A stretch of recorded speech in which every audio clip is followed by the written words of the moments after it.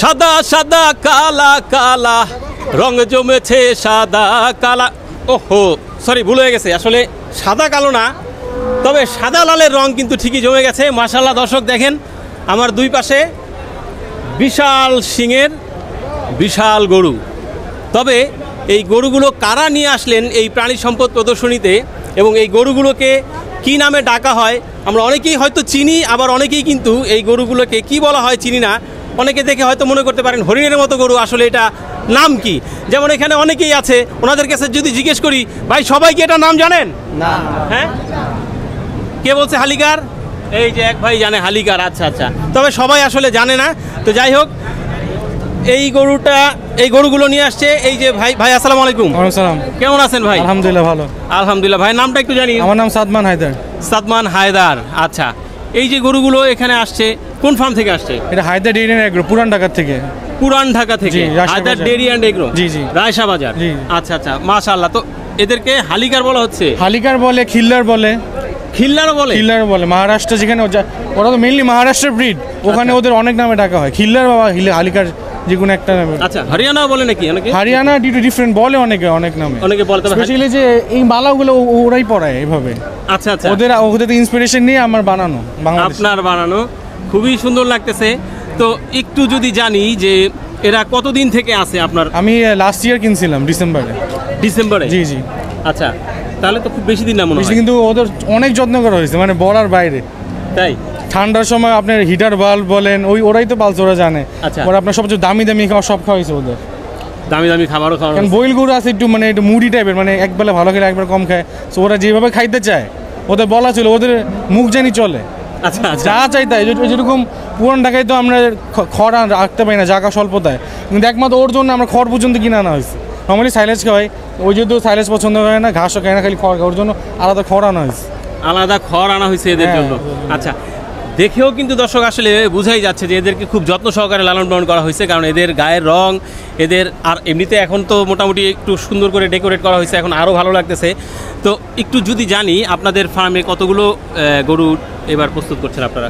আমার এবার সার আছে আপনার আপাতত 9টা আছে, আরও বাড়াবো ইনশাআল্লাহ। আর গাভি বকনা অনেকগুলো, সব মিলে 30টার মতো আশেপাশে। সব মিলে 30টার মতো। তো আসলে আমরা তো জানি যে বড় বড় যে ফার্মগুলি থাকে সেই ফার্মেই কিন্তু আসলে এক্সক্লুসিভ যেই কালেকশনগুলি থাকে সেগুলি পাওয়া যায়। তো 30টা সেটাও খারাপ না সংখ্যায়, তারপরে অন্যদের সাথে কম্পেয়ার করতে গেলে হয়তো মনে হবে সংখ্যাটা একটু কম। তো এই 30টা সংখ্যায় গরু নিয়ে এত সুন্দর দুইটা কালেকশন আপনি কীভাবে? নর্মালি আমি ছোটো থেকেই, আমি 2019 থেকে করে আমি ছোটো ছোটো গরু থেকে বড় আস্তে আস্তে বড় গরু করতো। তো সবাই বল তুমি এক্সক্লুসিভ গরু পালো, তোমার জন্য পুরান ঢাকার ভিতরে তুমি এক্সক্লুসিভ পালো। এই জন্য আমি একটা রিস্ক নিয়ে এই দুইটা কিনছিলাম আর কি। পুরান? আচ্ছা, তবে পুরান ঢাকার মানুষজন আবার মীর কাদেমের হাসা যেটা, সেই গরুগুলো কিন্তু অনেক পছন্দ করে। এদের সাথে তাদের কিছু মিল আছে। মিল আছে। তারাও সাদা, মীর কাদেমের হাসা কিন্তু এরকম সাদা হয়, তাদের ঠোঁট, খুর, হ্যাঁ এগুলো লাল হয়, চোখের ভুরু মানে উপরের যে অংশটা সেগুলো লাল হয়।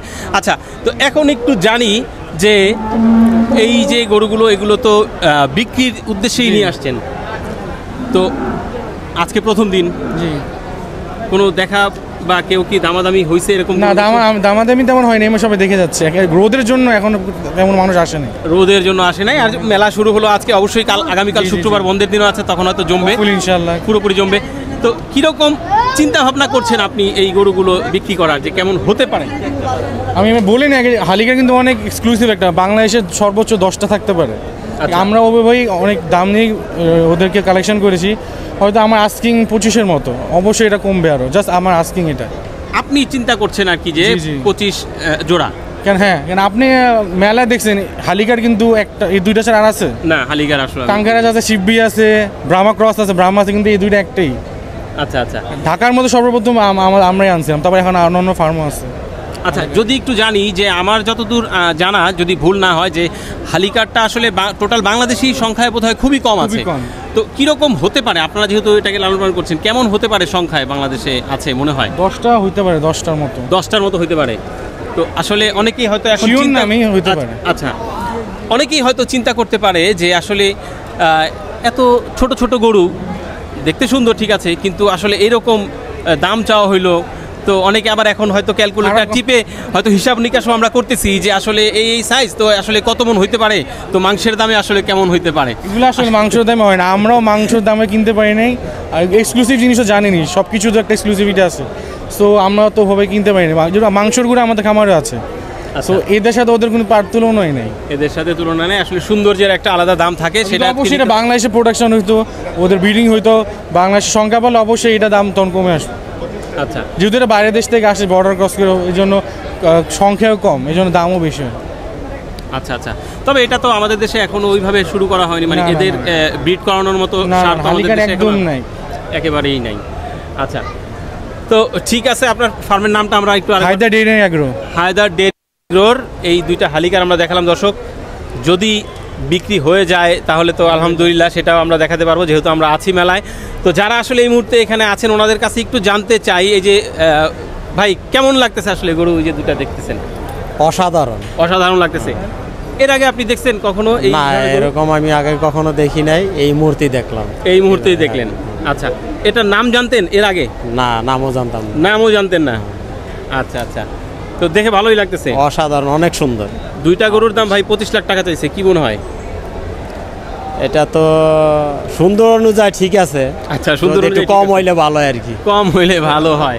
আচ্ছা, এই যে আমরা আরেক ভাইকে দেখতে পাচ্ছি। ভাই আসসালামু আলাইকুম, ভালো আছেন? আচ্ছা, এই যে দুইটা গরু দেখতে পাচ্ছি, আপনি কি এই গরুগুলোর নাম জানেন? নাম হ্যাঁ জানি, জানেন? হরিয়ানা গরু। হরিয়ানা গরু, আচ্ছা। এটাকে ওনারা বলতেছে হালিকার, অবশ্য অনেকে হরিয়ানাও বলে। তো দুইটা গরুর দাম 25 লক্ষ টাকা চাইছে ভাই। 25 লক্ষ টাকা একটু বেশি মনে হইতেছে, দামের দিক থেকে একটু বেশি মনে হইতেছে। তাই? আচ্ছা, আপনার কাছে কি মনে হয় এই দুইটা গরুর দাম কেমন হইলে ঠিক আছে? দুইটা গরু 18-16 মধ্যে হইলে ঠিক আছে। 18-16 মধ্যে হইলে ঠিক আছে। যাক, আলহামদুলিল্লাহ আপনার কাছ থেকে আমরা একজন দর্শকের কাছ থেকে একটা দামের আইডিয়া নিলাম। তো দেখা যাক আসলে এই গরুগুলো যখন র্যাম্পে উঠানো হবে তখনও তো এটা নিয়ে দামাদামি হবে, তো কীরকম দাম আসলে উঠে আর এগুলো বিক্রি হয় কিনা। কারণ প্রাণী সম্পদ প্রদর্শনীতে আমরা মাত্র দুইটা হালিকারি দেখতে পেয়েছি। ভাইজান এমনি কী করেন? আমি এমনিতে এনবিআর আছি, রাজস্ব বোর্ডে। রাজস্ব, ও আচ্ছা। এই গরু বিক্রি হলে ভাই আবার ট্যাক্সের জন্য আবার চলে আসবেন কিনা আপনারা? আসতে পারি, আসতে পারেন। পশু সম্পদের উপর ট্যাক্স নাই। আচ্ছা আচ্ছা, ঠিক আছে ভাই, ধন্যবাদ। আসসালামু আলাইকুম। তো দর্শক, আমরা আছি কিন্তু প্রাণী সম্পদ প্রদর্শনীতে। তো হ্যাঁ, ঠিক আছে ভাইজান, খুবই ভালো লাগলো। আমরা একটু যদি গরুগুলোকে ভালো করে ঘুরে দেখাই, আজকেই ভিড় করেছে আমরা, যার কারণে গরুগুলোকে আসলে খুব ভালো করে দেখানো হয়নি আপনাদেরকে। এখন আমরা দেখাতে চাচ্ছি, এই যে দেখেন, বেশ সাদার মধ্যে লাল ডেকোরেট করা হয়েছে, লাল রঙের মালা, পুঁথি, অনেক কিছু দিয়ে কিন্তু খুবই ভালো লাগতেছে। আশা করি আপনাদেরকেও গরুগুলো দেখে ভালোই লাগতেছে। তো থাকেন আমাদের সাথে। আসসালামু আলাইকুম।